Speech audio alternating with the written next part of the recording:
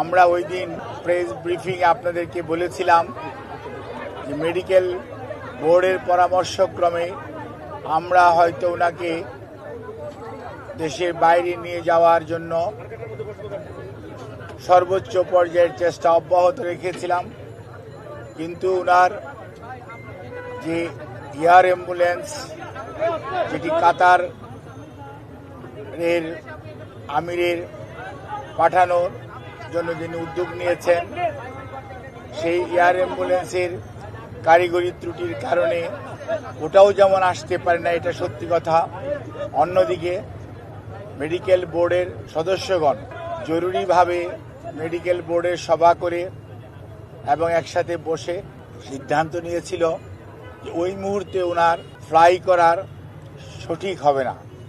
সেজন্যই আমরা ওনার যে বিদেশ নেওয়ার যে বিষয়টি সেটি কিছুটা বিলম্বিত হচ্ছে এবং ভবিষ্যতে হয়তো শারীরিক অবস্থাই বলে দিবে যে ওনাকে কখন বিদেশে চিকিৎসার জন্য নিয়ে যাবে অথবা নিয়ে যাওয়া হবে।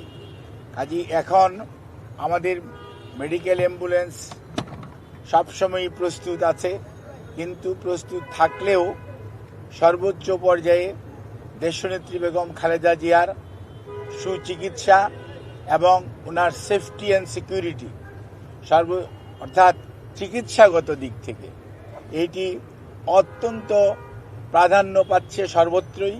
এবং আমাদের যে মেডিকেল বোর্ডের সম্মানিত সদস্যরা ইউকে এবং আমেরিকা থেকে এবং বাংলাদেশ থেকে যারা অংশগ্রহণ করছেন, ইভেন সুদূর চায়না থেকেও, সবাই কিন্তু ওনার ফিজিক্যাল কন্ডিশনের উপর সবচেয়ে বেশি গুরুত্ব দিচ্ছে। এবং আমরা মনে করি, আমরা সবাই, দেশের সকল মানুষ ওনার সুস্থতা চায়, চিকিৎসকরা চায়, দেশের আবাল বৃদ্ধ বনিতা সকল ধর্মের সকল রাজনৈতিক মতাদর্শের মানুষরা চায়।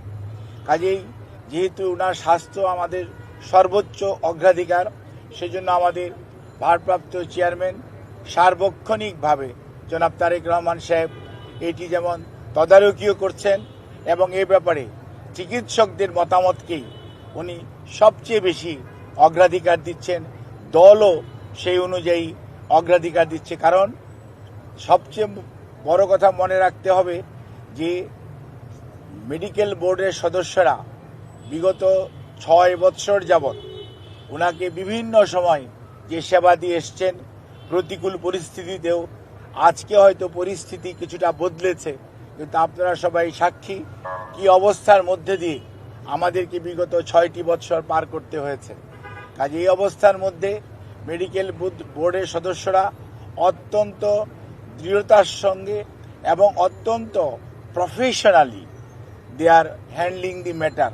অর্থাৎ আমাদের যে এইখানকার যে শুধু যে দেশের চিকিৎসকরা এটার সাথে ইনভলভ তা ভাবার কোনো কারণ নেই। আমি সব সময় আপনাদেরকে মেডিকেলের সদস্যদের নাম সব সময় বলেছি, আমি আবারও আজকেও বলতে চাই যে আমরা প্রফেসর ডক্টর শাহাবুদ্দিন তালুকদার এখানে উনি আছেন, এখানে ডক্টর এজেড সালেহ আছেন, ডক্টর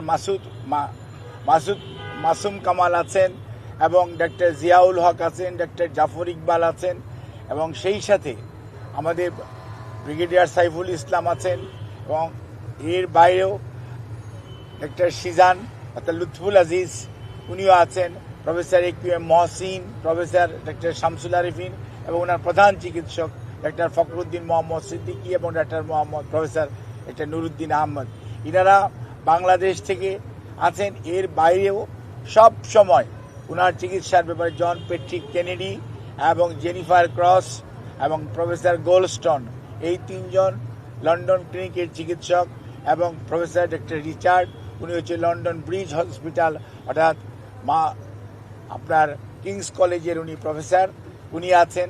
শাকিল ফরিদ পেপওয়ার্থ ক্যামব্রিজ ইউনিভার্সিটির যে কার্ডিওলজি সেন্টার সেইটার সাথে জড়িত আছে, এবং প্রফেসর গার্বি উনি হচ্ছেন একজন আপনার কার্ডিওলজিস্ট যিনি ভ্যালভুলার হার্ট ডিজিজ হ্যান্ডেল করেন, উনি এটার সাথে সম্পৃক্ত আছেন।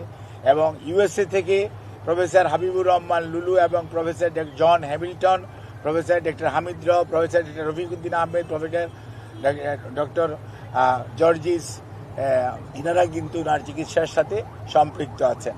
কাজেই সব সময় এই চিকিৎসার সমন্বয়ের জন্য ডক্টর জুবাইদা রহমান, উনি আগে লন্ডনে ছিলেন, গতকালকে উনি এসছেন এবং উনিও সার্বক্ষণিকভাবে এই চিকিৎসা মেডিকেল বোর্ডের সকাল বিকাল যে মেডিকেল বোর্ড বসে পরামর্শ করে সেই সমস্ত বিষয়ে উনি অংশগ্রহণ করেন এবং সার্বিকভাবে ওনার পরিবারের সদস্যদের মধ্যে বিশেষ করে সৈয়দ আশরাফুল্লাহ রহমান এবং শামীম ইস্কান্দার সাহেব সহ পরিবারের সদস্যরাও এই মেডিকেল বোর্ডের সভা বসার পরবর্তীতে তাদেরকেও এবং আমাদের ভারপ্রাপ্ত চেয়ারম্যান জনাব তারেক রহমান সাহেবকে, আমাদের দলের মহাসচিব মির্জা ফখরুল ইসলাম আলমগীর সহ দলের সর্বোচ্চ পর্যায়ে নেতৃবৃন্দকে যথাযথভাবে অবহিত করে রাখা হয়েছে। কাজে ওনার চিকিৎসার ব্যাপারে বিভিন্ন ধরনের সোশ্যাল মিডিয়াতে, আমি তো সোশ্যাল মিডিয়া দেখার সুযোগ হয় না, আমি দেখিও না, কিন্তু কোনো সময় অনেক গুজব শোনা যাচ্ছে বা অনেকে বেড়ায়। আমি সবাইকে অনুরোধ করব, দয়া করে দেশনেত্রীর এর প্রতি যদি আপনাদের শ্রদ্ধা এবং ভালোবাসার নিদর্শন স্বরূপ বিনীতভাবে অনুরোধ করব, আপনারা দয়া করে যে শোট ফ্যাক্ট এটার বাইরে কেউ গুজব ছড়িয়ে মানুষকে দয়া করে বিভ্রান্ত করবেন না এবং শুধুমাত্র আল্লাহ রাব্বুল আলামিনের কাছে দোয়া করেন।